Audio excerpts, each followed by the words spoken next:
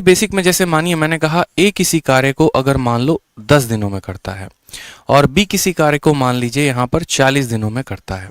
ठीक है, ए किसी कार्य को 40 दिनों में 10 दिनों में करता है, बी किसी कार्य को 40 दिनों में करता है और आपका एग्जामिनर आपसे ये पूछता है कि बताओ मिलकर किसी भी काम को वो कितने दिनों में करेंगे।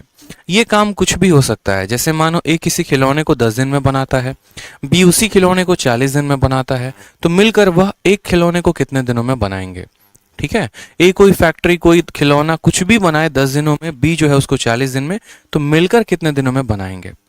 अब बचपन में इसके बनाने के अलग अलग तरीके होते थे, लेकिन चूंकि अब हम कॉम्पिटिटिव एग्जाम्स की तैयारी कर रहे हैं और कॉम्पिटिटिव एग्जाम्स की तैयारी कर रहे हैं यहाँ पर, तो हमें इसके शॉर्ट अप्रोच को जानना बहुत ज़रूरी है। सॉल्व करने के इसके फॉर्मूला भी होते हैं और सॉल्व करने के लिए अलग अलग टेक्निक्स भी होते हैं। ठीक है, लेकिन जो बेसिक हमें लेकर मेथड चलना है वो चलना है हमें एलसीएम मेथड।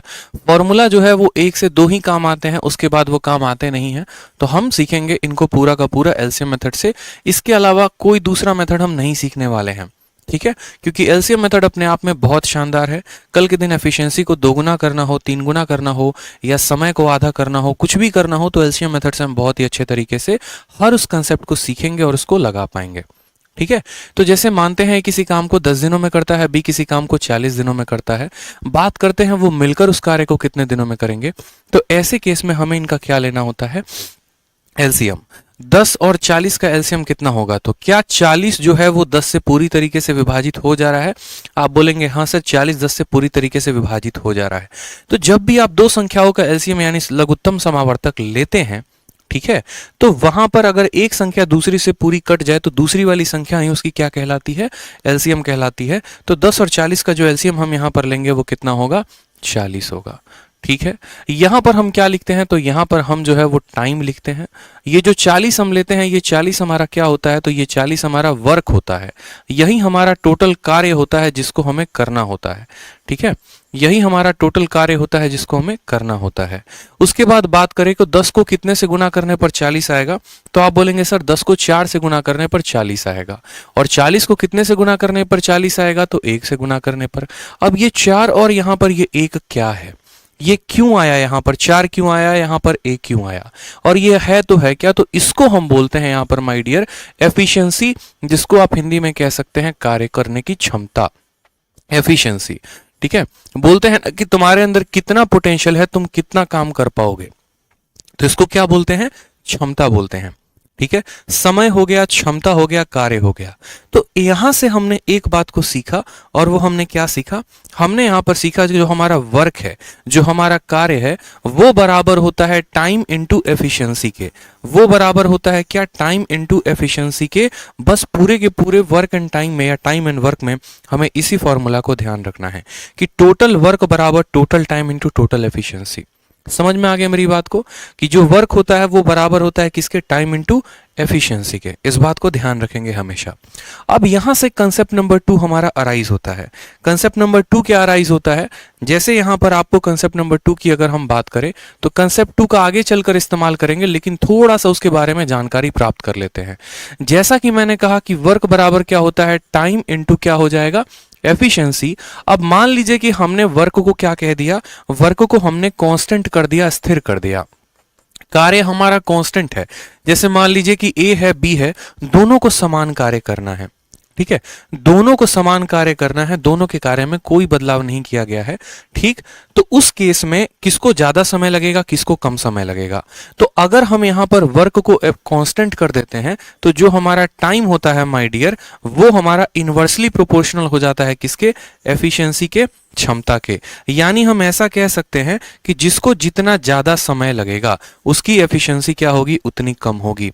ठीक है, समय का उल्टा क्या होता है, एफिशिएंसी होता है, समय का उल्टा हमारा क्षमता होता है। उदाहरण के तौर पे अगर हम बात करें, ए का जो टाइम है, यहाँ पर 2 लोग हैं, ए है और बी है। अगर इनके टाइम का रेशियो हम 2:3 लिखेंगे तो इनके एफिशिएंसी का रेशियो जस्ट इसका उल्टा हो जाएगा, 3:2 हो जाएगा। जैसे आप यहीं पर देख लीजिए, ए को लग रहे हैं 10 दिन कार्य करने में, तो उसकी एफिशिएंसी 4 है। वहीं बी को 40 दिन लगते हैं तो उसकी एफिशिएंसी 1 है। मतलब जिसका समय कम है उसकी क्षमता ज्यादा है, और जो ज्यादा समय लेता है उसकी क्षमता कम होती है।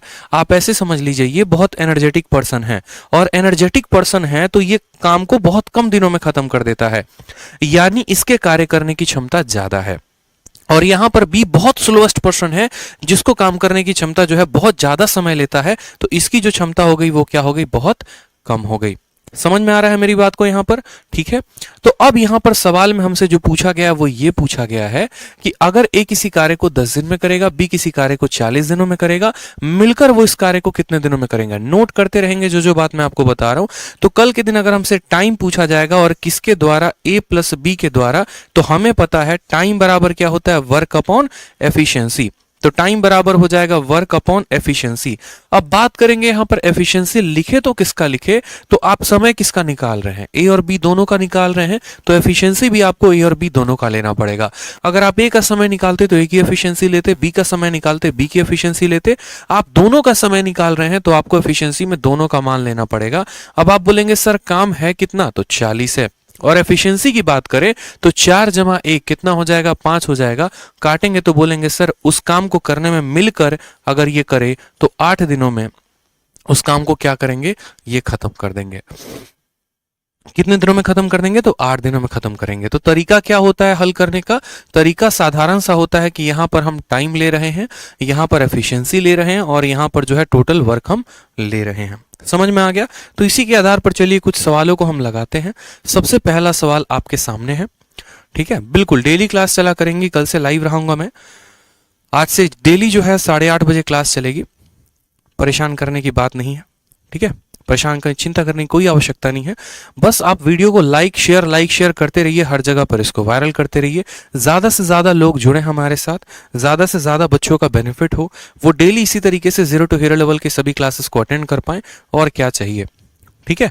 सवाल में बोला गया पायल किसी काम को 20 दिनों में करती है, बसंती उसी काम को 30 दिनों में करती है। अगर अब हम मिलकर उस काम को साथ में करें तो कितने दिनों में करेंगे, ठीक है। मिलकर उस काम को करें तो कितने दिनों में करेंगे। तो सिर्फ अगर आपको वीडियो अच्छी लगी तो चैनल को सब्सक्राइब और वीडियो को लाइक जरूर कर दीजिएगा, और आगे लोगों तक भी अपने शेयर जरूर करिएगा।